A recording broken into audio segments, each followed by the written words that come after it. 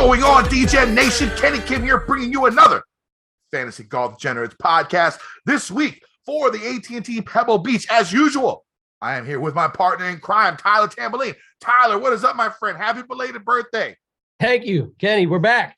Another Homa win. Homa's just dominating. We'll get to that in a minute. But before we dive in, I want to remind everyone very quickly, this show is brought to you and presented by prizepicks.com. If you haven't yet done so, head on over to prizepicks.com. Use promo code MMN. Get yourself a 100% deposit bonus up to your first $100. Lots going on over there. There's advantages to be had on weeks like this, Kenny, if you stay on top of it. We talk back and forth on these pods about it, but there is examples if you go on there that you can play to the course edge. This week, we've got another course rotation, 54-hole cut. There'll be lots of opportunities. So if you haven't got over there, go to prizepicks.com, use promo code MMN. Kenny, Homa gets the job done. That was incredible stuff to watch. It was a big week for Homa. I'm just going to recap it quickly, right? First of all, he's mic'd up. That was cool as fuck. I actually love that shit. I hope they bring more of that to golf. Then he goes on Twitter and dunks on our boy Wiley with the Your Mama joke. I know. And then lastly, he goes on to win the tournament in front of his son, young Cam Homa. Great first name with the way golf is going these days, and wins for the first time as a dad.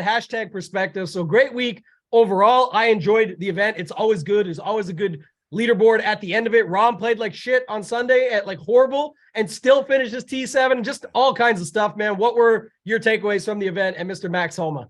Well, I mean, the good thing about Homa is this is the third time in a row that I've had him as a cash game cornerstone, and he's won. So maybe I'm the Homa whisperer. I don't know. I had him as a cash game cornerstone for the Fortinet. I had him for a cash game cornerstone for the Wells Fargo in my neck of the woods last year, and I had him as a cash game cornerstone this past week. Now, this is the first time I bet him as my cash game cornerstone. So it was a really good week. Cash game cornerstones went 4-4. Cash lineup went 6-6. I'm 8-5 now for the year. I need to still go on a little bit of a run and try and get that 70%. GVP is not great. I had 40%. Willie Z, he missed the cut, but I still only lost about 50% of my GPP bankroll, which is not bad when my highest owned guy misses the cut. It actually worked out. I was a little bit weird when I saw Rom's ownership. It was only about 35 to 45% in double ups. I thought it would be a lot more. It still worked out with his top 7 out there, and of course I had the winner. So a solid week. It was a great event. I know people trash that course sometimes, but I don't know, man. I sort of like it. Like the par 3s are pretty sick. Like the 11th hole, the way they have it with that little peninsula on the back right corner where they put the flag on Sundays, that shot's like impossible. Like I hit a draw. So for me, it's going to be impossible anyways. But like these guys, the last like 5-6 groups that I saw go through that, everybody was going for the hole and they were sticking it. It was amazing. These guys are so good. And then Homa made that par 3. I made that birdie on that par 3. And then Homa made the birdie on 16, which is another impossible par 3. The iron game was just on point. Sam Ryder, you got to give him some credit. He had the lead for what? 63 holes, 65 holes, something like that. He was first round leader. He had the lead after the second round. He had the lead after the third round. He lost the lead on 14 when he double bogeyed, right? And then Homa birdied 16 and he was 2 up and basically it was over except for Keegan. Keegan came back. Keegan leading the field in strokes gained putting, first off. Comes back and does his thing. Like I was a little worried about his weight loss, but I guess it doesn't really matter because he still played really, really well. Fun event, especially when you're winning. I loved watching it on Saturday. It came down to the wire. Always fun when you have something invested in it. So it was a great week for me. What'd you think about any other things you want to talk about the event? Great week. Yeah, I was crushing it all week in Showdown, like round 2, solid. Kind of got my money back, but had outs to the top. Round 3, same, very solid, deep in like the 200 single entry, something like that. Just didn't get over the hump. And then Saturday in this case, round 4 was awesome because the birthday bucks, Kenny, came through. And it was nice because it's a big field. It was like 13,000 people getting second. I did 69 entries. It's impossible to lose when you play 69 entries. Everyone says 150, but 69. Side note, the $10 Fantasy Golf World Championship this week is a 69 max. So maybe there's something to it. They followed suit, but it's 2,000 people, max 69. It's always 3% of the top, I believe is the number. So that's why officially, but I'm going with that story. But it was a great day. And the best part of it, even though it's like a 75K drop from first being 100K and second my 25K, I got blown out by like 17 points. He had like the nut optimal, like everything. He had Decky, he had Bradley with the bogey free. He had everybody, and I wasn't getting there. So it wasn't like that sense of, oh man, I was so close. I wasn't close. I just got what second place was, and it was a nice day. Rounded out the week, made it a very good week for me, and a nice birthday gift. So you gotta love Tambo. Ho hum 25K. You know what I'm saying? Like that's my goal for the year, to win one of those. And Tambo, of course, the buy-ins reflected. I got to win a lot more than that on the year. So we all know how that stuff works. But good start. It's been good. Like the start of the season feels strong. The process is good. So gonna keep it rolling. I always say, everyone says trust the process, Kenny. I say trust the progress, because you got to see good things happening to know if your shit's working. Like, am I in the right space? Am I getting close? And then it will come. It's a matter of time if you're playing strong. So that's my thing always. I can't really get into all the course critiques. I don't play a bunch of golf. I don't claim to know any of that stuff. I know DFS. I stick to what I know. It works out pretty well. Other than that, though, the event, like you said, some of the stuff, Morikawa thought he was going to avenge Rahm and come back and get him. I mean, first of all, we thought Rahm was going to be there. Rahm was not. Those 2 chips he made on that one hole, like clicked it up and then again did it, like just uncanny stuff you never expect to see from Jon Rahm, who has great hands around the green usually. So that was wild. Nice to see guys like Decky. Finau took till the weekend, but then Friday, Saturday went off. So they'll have a little break now. We've got the Waste Management coming up after this week, then Genesis. I don't know if it's still called the Honda. Maybe this is the last year of the Honda deal, but I know Honda pulled out eventually. So I think this is the last year, and then API and lead up, but a bunch of great events. Got to get through this one though first, Kenny. So we can talk some listener league if you have nothing else. Couple of things real quick. I added my first couple of Masters bets for this week. My first couple of futures. I went ahead and took Tony Finau 25-1. You're not going to get a better number than 25-1 from now on, because he's going to play Waste Management. He's going to play Riv. He's finished runner up there both times. He's finished runner up at both of those events. He's going to have a high finish here sometime soon, and that number's going to drop. I do not see it getting better than 25-1 before we get to the Masters. So I went ahead and put my bet in on Tony for 25-1. I also, and he's playing like his BC game and still racking up the top 10s.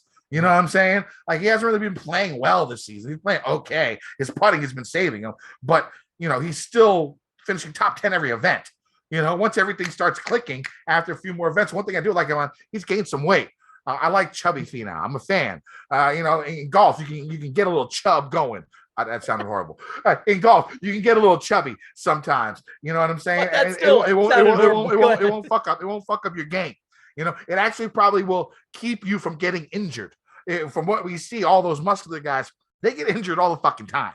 If you're nice and fat like me, you can go out swing, you'll be fine. I like chubby Finau. I think he's going to win the Masters. I went ahead and put him 25-1. The second bet, Sungjae 40-1, racking up the top 10s.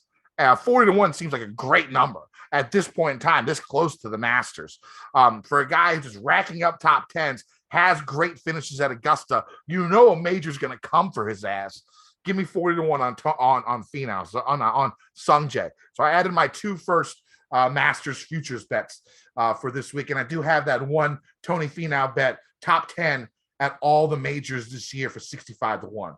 Did you not look at adding Homa? I'm just curious, because the one bet that everyone on Twitter was running to add 50-1 was Homa at the Masters, because of, like you said, he's going to play Riv, he's going to play events that he's likely to do well at, again, on top of he just won. So I wasn't sure if you rushed to add that one as well. Well, we'll see about Homa at the majors. He really hasn't performed exceptionally well at any of them yet.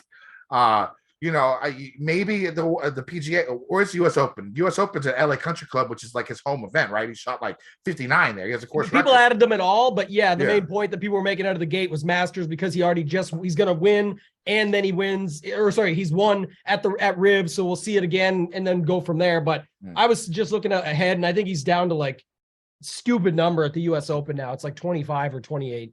Yep. Quick other thing. The Rory, looking like the best player. Rory and Rahm looking like the best players in the world. They're going to be playing next week and the week after. It's going to be a fun watch. Yeah. And then, of course, Patrick Reed cheating again. I love Patrick Reed. Okay, you all know this. I'm a fan. I think the sport needs villains. The motherfucker obviously cheated again. You know what I'm saying? That's what he does, I guess. You know, I mean, like, he's a cheater. But that ball was not his ball that got stuck in a tree. And then, you know, he made that run on the back nine. And then Rory had to birdie the last 2 holes to win against a live guy. These guys can still play. Watching that this morning was fun. You know, just seeing the drama. That's the biggest story in golf, probably. Those 2 guys, even bigger than Max winning this past event. And that's why I want to see these live guys play more against the people. Either they're not going to go to the PGA Tour, the DP World Tour. I don't understand why they just don't let them play, because it gives them so much juice. It's sort of like the European Tour is okay being a feeder system to the PGA Tour now, and that just doesn't make any sense. You get these live guys playing every week against, you know, the guys who hate the live guys. That's drama. That's people watching. That's eyes on the product. I don't know. I don't know what they're... We've talked about it in the past. Obviously, some confrontation and stuff would be better. I know it gets blown out of proportion. Like this week, we went from T gate to tree gate.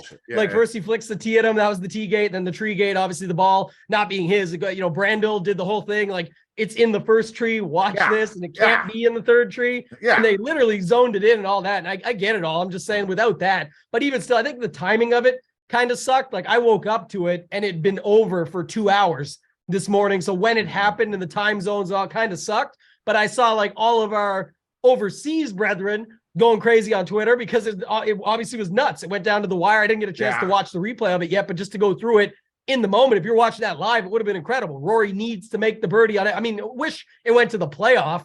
That would have been nuts. I would have almost woke up when we were getting to that, but it was pretty much over when I woke up. So just looking at it from that perspective, we need that to happen though at like the Masters. I've been one to say it won't mean much unless it's like a big event like that, where I think everyone else makes a bigger deal of it. I don't think, I've said this with the documentary, I don't think when someone watches the documentary where they got lucky in the sense of they were already recording it and then all the live stuff happened during the production of this documentary. I said that, you know, my point was, I don't think anyone's going to run and say, oh, I saw those 2 guys have beef on the documentary, let me go turn on the Masters. But for everybody already tuning in and who loves golf, it has nothing to do with the documentary. We're already going to be loving anything like that. If we got Rory versus Reed down the stretch at Augusta National Golf Club, then we're going to be talking with a green jacket on the line, all that stuff. Please, let's get that. That'll be when I agree and tune in for that aspect, but I'm watching it either way. So it's not going to affect the average golf fan, in my opinion. Yeah, probably right. I mean, it's some. I mean, if you get Phil in there or something, you know, it's probably more popular than Reed. You probably get a few more eyeballs. But I mean, either way, I don't really understand what the European Tour, why they want to keep these guys out, except to just appease the PGA Tour. Mm-hmm. And all the PGA Tour is doing for them is, hey, you guys, the best guys in your league at the end of the year can come play on the PGA Tour and won't play on your tour anymore. Hooray. I don't know. I don't get it. I don't get it. Anyways, let's move on. Let's go to this past week's listener league. Fat Toad Thug Life. What a name. I think I've seen him up here before. Fat Toad Thug Life with the winning lineup. He had Sanjay, who finished 4th, 15% owned. He had Max, 28% owned in the listener league. Good job, guys. First place winner, of course, Hideki, who had a nice little run. Someone to keep an eye out. Looks like he's healthy. Looks like the game's coming back. He finished 9th place. He was 10% owned. Wyndham Clark, +1, finished 37th, 10% owned. Brendan Steele, he was -2, finished top 20, 9% owned. And Mr. Consistent, Ben Griffin, just out here week in and week out, just making cuts and collecting checks week in and week out. We get a big price jump on him this week. He finished 31st, 17% owned in the Fantasy Golf Degenerates Listener League. So what do you think of the lineup? Yeah, really solid setup here. 3 9Ks, 3 7Ks. So no ROM, nobody above 10K, no 6Ks at all. We kind of did talk about this last week on multiple shows. Sure, you talked about it even more after the fact, but the 8K range was definitely nowhere near what the 9K was. Like you had Zalatoris, Thomas, Montgomery, Homa, Matsuyama versus like Thigala, McNeely, JJ Spawn, Cam Davis. That one isn't really that close. So he took advantage of that and made sense of it here and then found the right 9K guys. And then just some good stuff there. Like look at Wyndham Clark. T37 with 78.5 DraftKings points versus T20 for Brendan Steele with 10 less DraftKings. We just got to collect those Eagles. You got to get lucky in some spots, have that variance of something like Eagles fall in your favor. But overall, really strong build. The ownership was spread out. One guy, and Homa, by the way, like you said, great call to the listener league. He was like 21, I think he was like 22% most places. So almost 30 here. A lot more people went with it. You know, your cash game cornerstone was on him. You were on him to win, probably using some of that. So that's huge as well. TK Nation, shout out to them. They've been up there plenty of times. Same with Sweet and Salty. So some other good guys that we know up top, but I got Fat Toad Thug Life into the Tournament of Champions, and we will see him in the 3-man this week. Congratulations. Nice. I love it. Yeah, it should have been my third outright of the year. Fucking Morikawa. Quick note too. I'm still not over that.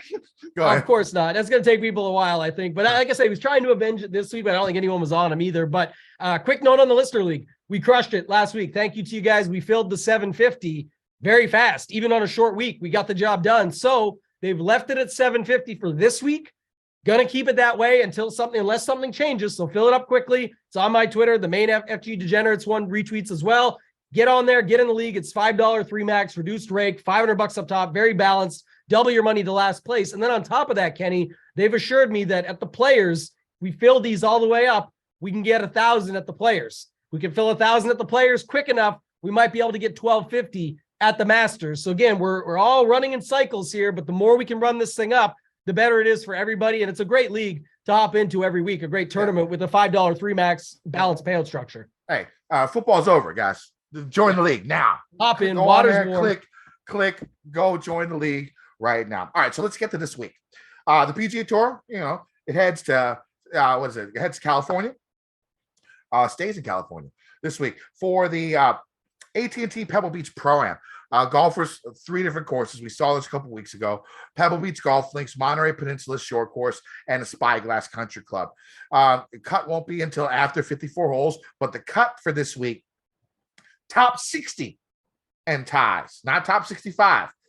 So you'd expect 6 after the weekend or after Saturday to be a little bit less than normal. I mean, even what happened when it went from 70 to 65? I mean, it took me forever. I was horrible for a while. I just couldn't get it, and now we're going down to 60. So just remember that when you're building your lineups this week. As the name suggests, it's a Pro-Am.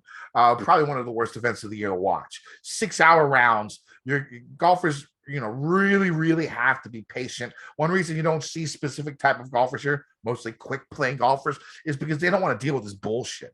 It's just a test. It's a test of patience. And I think for me personally, I look more at course history in events like this because, guys who are used to playing this event, playing 6-hour rounds with their partner, it's something that they're used to, something that I guess they enjoy because they come back and play every year. And some guys, play this event really, really strong year in and year out. So I believe in the course history factor for this event. Now, just a couple of trends before we get into the main part of the course. Now, these trends are from last year. I didn't get to update them for this year yet. I was a little bit busy at work. So these are from last year, but still, they're pretty, basic trends for this event. Only one golfer has won here in their maiden start since 1950. 10 of the last 13 winners had a top 10 here in one of their last 3 appearances before the win. Like I said, experience, key. Weather, of course, always could play a factor. Pebble and Monterey both hug the shoreline, making windy conditions a distinct possibility. Do I worry less about golfers in Monterey during windy conditions because the course is a lot easier. Like if you go back in the past, 2014 Pebble Beach was the 7th most difficult course on tour. In 2015, Pebble Beach was the 45th most difficult course on tour. That's all wind weather related. So make sure you check that before you get into making your lineups this week. All right, let's get to the courses. Pebble Beach Golf Links, classic course, 6,850 yard, 6,850 yard, par 72, 4 par 3s, 4 par 5s. 2 of the par 5s reachable by all. 1 won't be reachable by hardly anybody. That's 14. And 1 is reachable for the longer hitters. That's 18. The course hugs the coastline, making for breathtaking views, but also, brutal conditions if the wind blows. Off the tee, golfers will see fairways that are above average in size with bunkers guarding the landing zones. Since this is a Pro-Am, I don't expect the rough to be too tall on any of the 3 courses, but a lot of rough around the fairways. A lot of the times the rough around these fairways aren't evenly mowed, which could lead to golfers, bad, tricky lies, patchy type lies when it comes to the rough around the fairway. If golfers miss wildly, OB comes into place as nearly half the holes sit alongside the Pacific Ocean. On approach shots, golfers see tiny, tiny, tiny greens with just a bit of undulation and slope. The greens usually aren't like crazy fast here, 10.5, 11 on the stimp. Lots of bunkers, false fronts, surround the green. And once again, they're going to have to deal with bumpy POA greens for every single round of this event. All 3 courses use POA. Check your little model to see, who the best POA putters are. Spyglass, 7,000 yard, par 72, 4 par 3s, 4 par 5s. All the par 5s should be reachable in 2 by most. Plus 17 is a reachable par 4.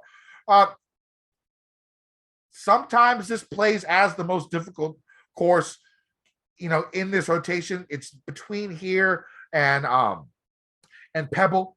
It rotates a lot. A lot of the times it has to do with weather. When the weather's really, really bad, Pebble will play harder. If the weather's really, really nice, Spyglass will play just a little bit tougher. Usually over the years, sometimes that changes, but it's usually pretty close between Pebble and Spyglass. The first 5 holes are played, along coastal sand dunes, and after the 5th hole, the course moves majority inland. Lots more trees protecting this course. You're going to have a little bit more blockage from the wind. So, like I said, if the wind blows, Pebble harder. If the wind doesn't blow, Spyglass touch harder, in my opinion. Off the tee, golfers will see average size fairways, just a few fairway bunkers to deal with. If golfers are wild off the tee, they're going to have to deal with trees, a little bit of water. On approach shots, they're going to see larger greens than Pebble Beach, but the greens have a lot more slope and a lot more undulation. Monterey Peninsula Short Course is a 7,000 yard par 71, 5 par 3s, 4 par 5s, easiest out of the 3 courses. The fairways are above average in size, and the greens are the largest of the 3. Golfers need to avoid bunkers, sand dunes, and the ocean to play well this week. Tambo, what are you looking for in golfers?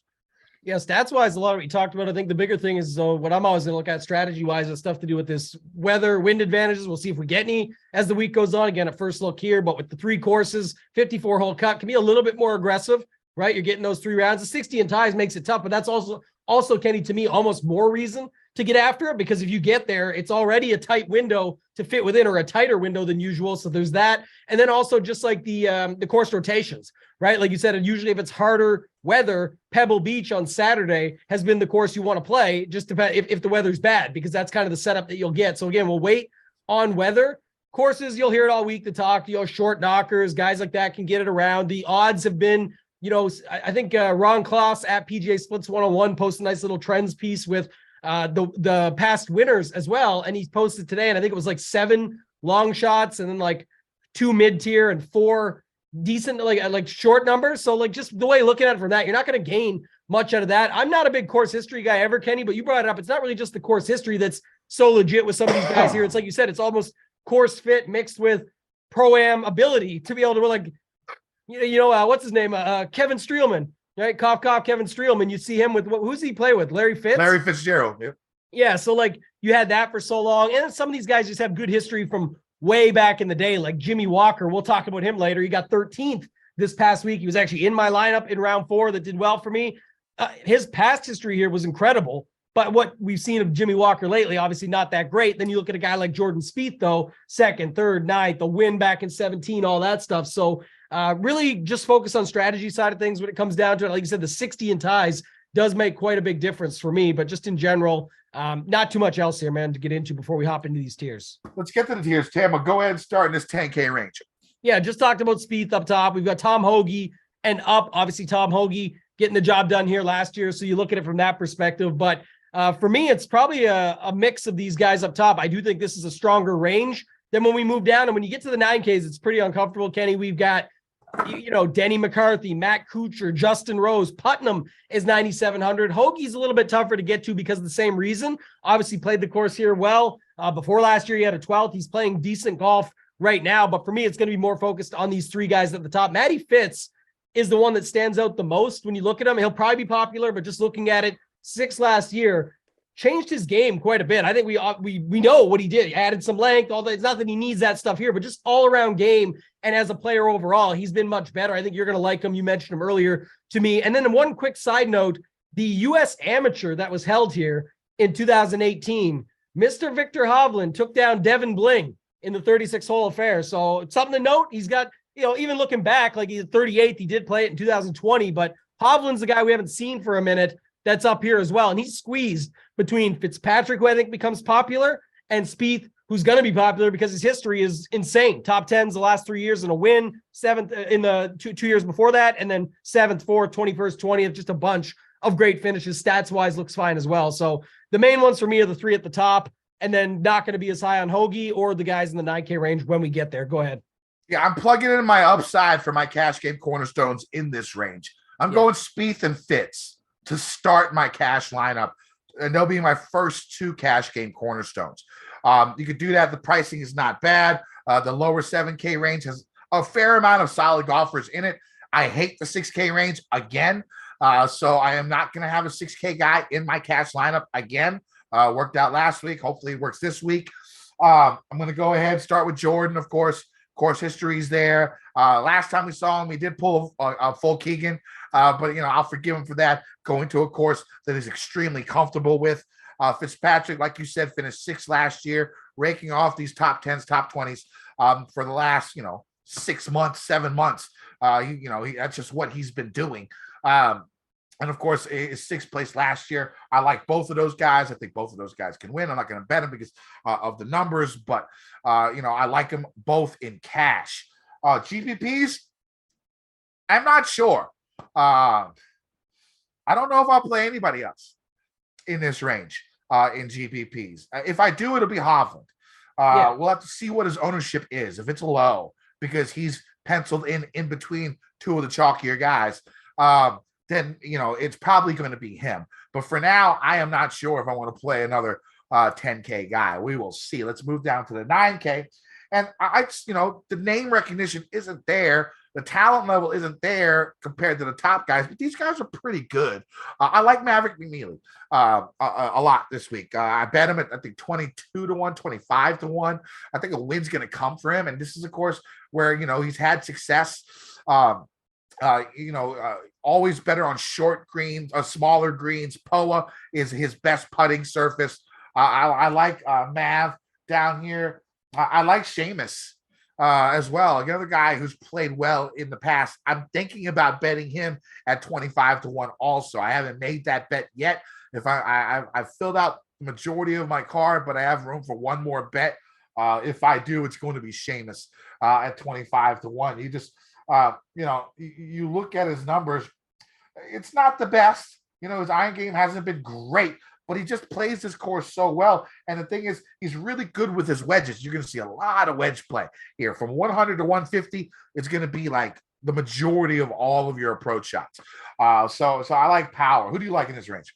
Yeah, definitely like Power. I'm in on him. I know it'll be popular, but just looking at it, like I said, 938, the stats, whatever you'll see, we'll talk about it in some other categories. I got a guy here coming up in a second, but just looking at the results too. And like he didn't play that good in his recent events and came 25th, 20th. Before that, 3rd, 5th, 3rd, 1st. Like the guy definitely has the upside, and he's a guy that at least I feel comfortable in this range with that price tag. Matt McNeely almost got the win here. If you remember a couple years back against, it ended up being Berger, Speaking of which, a guy that we're still waiting on him. He's given some updates, but not much when it relates to golf. But at least he's alive, which is good to see. I'm not sure what Daniel Berger's plan is. I did hear today, again, don't want to speculate or care that much, honestly, but that Liv is going to announce some more names. I know they just dropped their schedule, but they're going to drop some more names here soon, it sounds like. So who knows? But I haven't heard much out of Daniel Berger, so it's interesting. Obviously, last time we saw him before the recent events, he was chilling with DJ and Paulina having drinks long after DJ had already moved on. So I mean, you got to think if he gets injured a lot. Yeah. You know what I'm saying? I mean, guys who get injured a lot should definitely think hard of taking that money from Liv.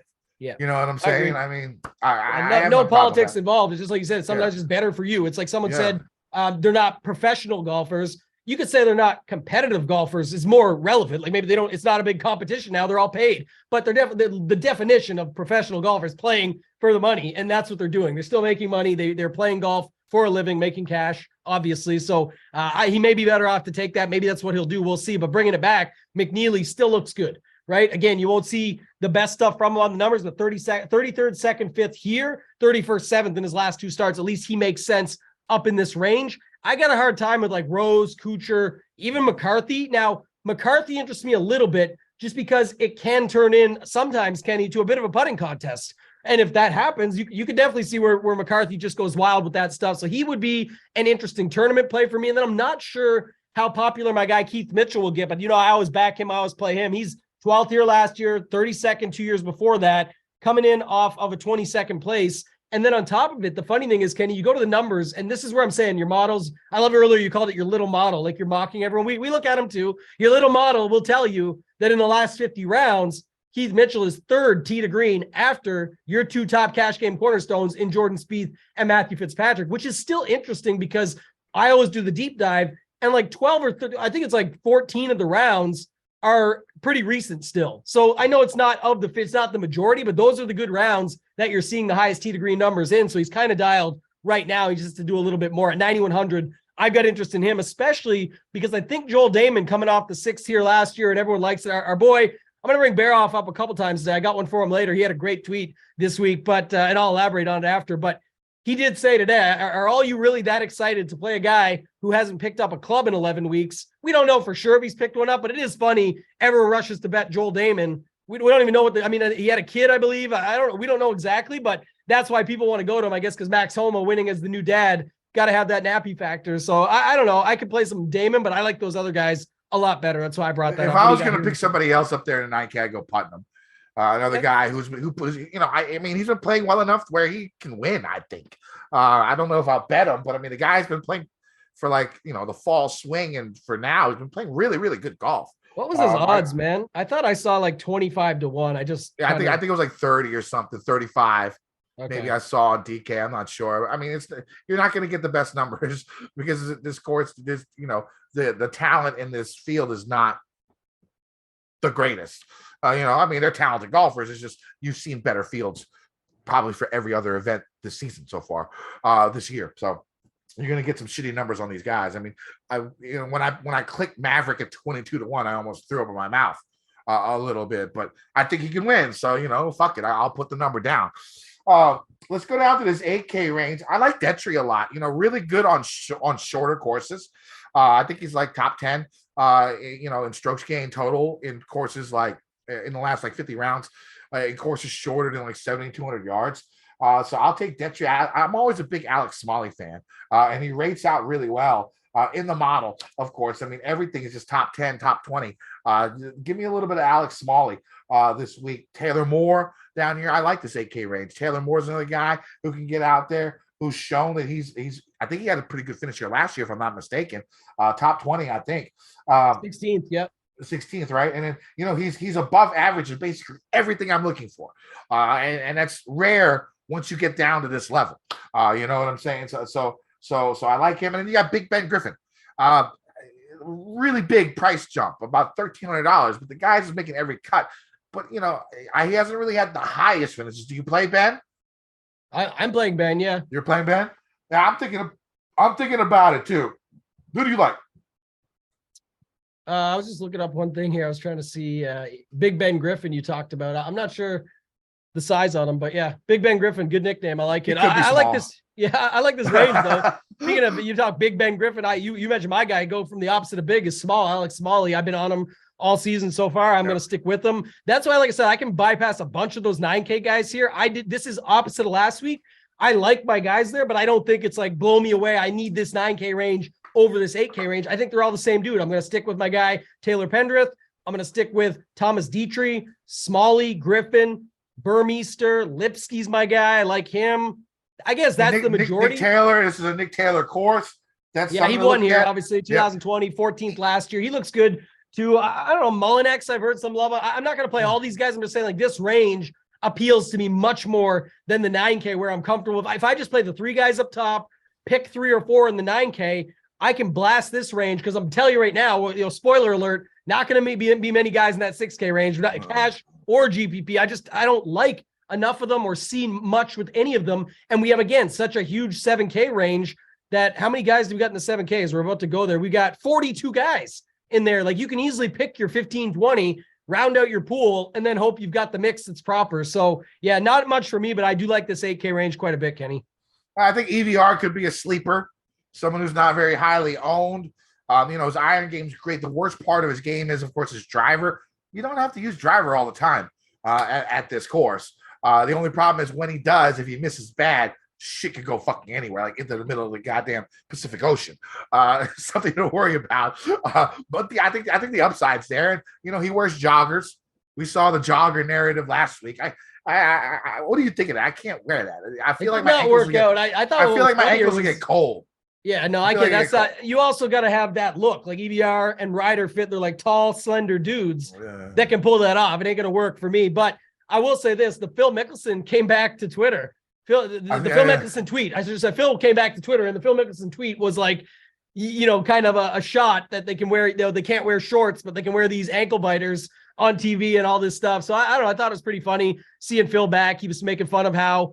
Rory was on over at the Saudi event and all this stuff. Like, I don't know, it was just a lot of back and forth. So love Phil when he's on Twitter, at least that makes it good, but not much else on EVR for me. I'll let you take that sleeper one. I'll probably skip that one. Let's go to the 7K range. A couple of guys that I like. Robbie Shelton, really, really good short game. Having a good short game is important. The green and regulation percentage here is very, very low. There's going to be missed greens. That's at Pebble.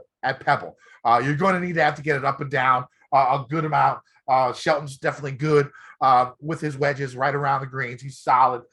S.H. Kim, another guy that I'll play.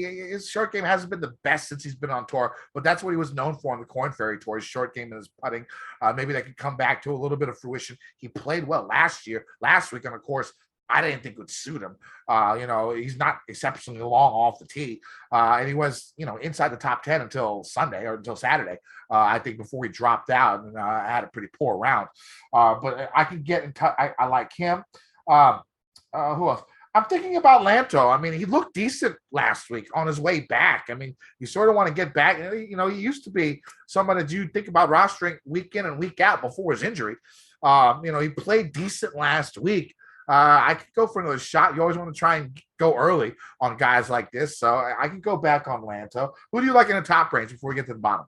A lot of my guys that I always play. I like Davis Riley. I like Will Gordon still. I mean, he solid history somewhat, and solid stats, but he hasn't been great the last couple of weeks, but I think he does stand out still. I like him. He played here at that USAM that Victor won as well. So it's just interesting. I think he made the Elite Eight or whatever you want to call it there, kind of got down to the final 8. Riley as well. Should note, same thing. He was in that final 8 also. So a couple of guys for that note, but I like your Shelton call. I like Nick Hardy, Scott Stallings, and then maybe some Kurt Kitayama. That's kind of where it looks like from right now. So on the lower half, I got my two last cash game cornerstones. First is Russell Knox at $7,500. Course history, great. He's making a ton of cuts here recently. Stat-wise, he's first in 100 to 100, approximately from 100 to 125, and second from 125 to 150 in the last 50 rounds.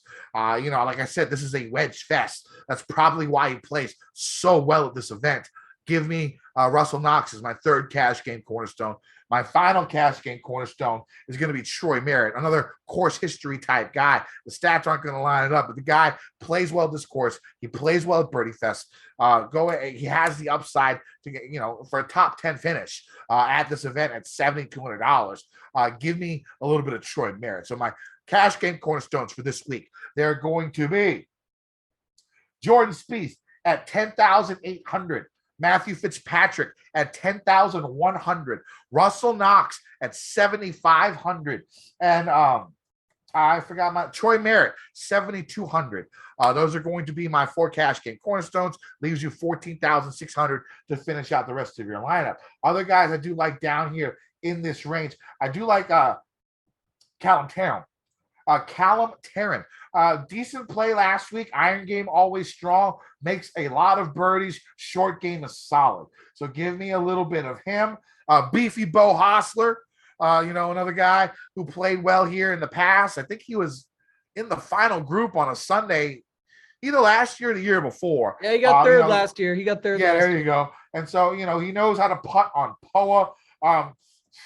After that, it's pretty dry for me, Tambo. Who do you like in this lower 7K? You stole range? my shit, though, because I was about to respond when you said Big Ben Griffin. I was going to take it and say, actually, it's Big Bo Hostler because same height, a lot more poundage if you look it up. Beefy Bo. Beefy Bo sounds better. So I like that one, but I do like him. 4 of his last 5 made cuts here. Stats are solid, can do it. And he got third last year, so you got to like that. Joey B. Bramlett. I was calling him Joey B last week. He's the 13th. I don't know what's better. Like 13th is not a win. So you can't maybe say better than Burrow, but Burrow, obviously not a good ending to his season going out in the championship there before the Super Bowl coming up in 2 weeks. So maybe also, Joey B. Bramlett. Idiot. Number 59 and number 58 for the Bengals. Give him a break. What a fucking moron. Bad timing, but yes, legit penalty moron. At the end there. I mean, of course, I had money on the Bengals. That's the only reason I'm angry. Of course, yeah. I like Joey B. Bramlett. I like my guy Matthew Neesmith, Grayson Sigg, another one that popped for me. I think he's good. I could go with Sig. Yeah, Sig is good. I bet him. I'll talk about him after. Justin Suh, Callum Tarren. Who else in this range? There was somebody else. Justin Suh quietly been making like every cut. Yeah. Finishing like 55th. But I think last week he finished a little bit higher. He's making every cut. Yeah, and it only takes one of those weeks, like we talk about all the time. Sometimes that 55th looks so horrible on paper. There can be scoring that goes with it at a course like this too. It's like you got to realize sometimes it's 2 or 3 strokes and that's a 25th or a 22nd, and then you're saying something completely different over 2 or 3 strokes. So I agree with you on that one. A couple other guys, Ben Taylor, 7,200, another Ben. The Bens have been coming out every year. Last year was the Cams, and you got different guys. This is the Bens, Ben Griffin, Ben Taylor, can go to those dudes. Kevin Streelman. Got to name my kid like Cameron Benjamin Kim. Yeah, that's actually great. I like that call. Get all the mixed into one. And then Kevin Streelman, you talked, but six of his last 7 made cuts, 13th, 2nd, 7th, 6th, 14th, 17th. Nothing worse than a 17th in the 6 made cuts here. Last 7 times he's played it. So do with that what you will. I'm not a course history guy, but that's something about that. It's just the comfortability and all that. You can throw him out there at 7,100 if you want. Anybody else for you in this 7K range and above? There's, some guys. Eric Barnes came through last week. It was all putter. I will say that, but he did come through at 6,300. Now he's up to 7K. Anybody else here that you could go with? Hubbard, maybe. I don't know. Maybe Hubbard. I mean, the numbers are there, but he hasn't been playing very well here recently. I mean, just looking at the stats, it seems like, he should play him, but he hasn't been great. I don't know. Sam Stevens, I think, played pretty good last week, too. I had him in some stuff. He came T13. Yeah, he did play well last week. Somebody else there that's different. Carl Wan, we've been playing. Dylan Fratelli, we've been playing. Like those guys you could play if you wanted, but I prefer the other guys we talked about more. Yeah, when we go 6Ks, I only got a couple. Jimmy Walker played well last week, plays well here. Old guy. This is an old guy course. You don't have to bomb it out there. Maybe you can make a little bit of some noise. Malnati had a top 20 last week. His iron game was really, really good. And everyone knows Malnati is, a putter. If his iron game stays the same, he can putt better this week. I mean, another top 20 is not out of the question.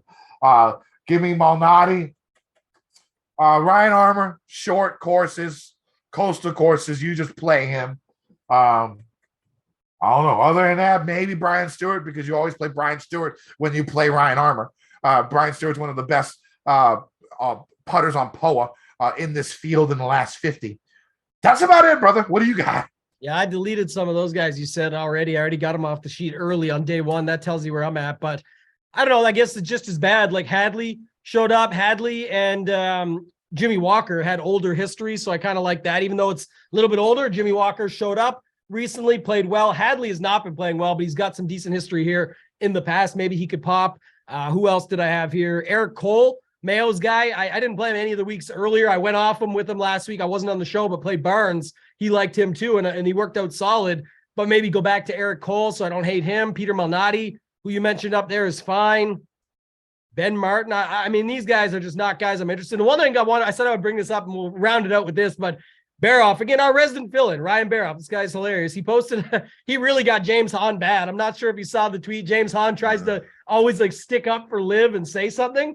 And then he was like, listen, James, they don't want you. Only Timothy Frank at Fantasy Golfman, another great follow on Twitter. He says, only he is a fan of yours. Like nobody else wants you. And James Hahn did not respond. He used to dunk on people, but I thought it was an incredible tweet because either James Hahn just wants the bag so damn bad, not a bag of chips. We know he doesn't want them eating those chips, but he wants the bag of money from Liv, or he's injured and needs to collect that money fast or owes money, or maybe he's down bad. I don't know. He's withdrawn a couple of times here recently, right? Yeah, he's got to be something going on with him because why does he try? He does this all the time with his tweets. Like he's got like at least 3 or 4 of them where he's trying to like stick up for them and get on their side. So I'm not sure what James Hahn has going on or what he needs, but man, he was getting crushed by Baroff last week. That was a good tweet from him. Say anything about Liv on Twitter, you're going to get crushed. Doesn't fucking matter. I thought it was hilarious. Anything else here down in this range before we go to bets?